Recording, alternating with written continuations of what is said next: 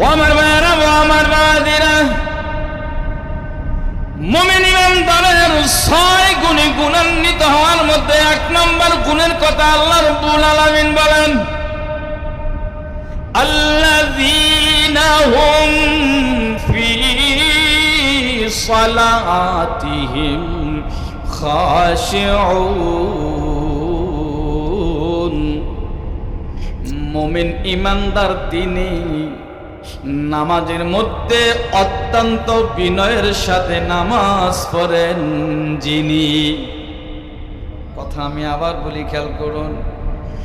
মুমিন ইমানদার তো তিনি নামাজকে অত্যন্ত ভয়ের সাথে পড়েন যিনি।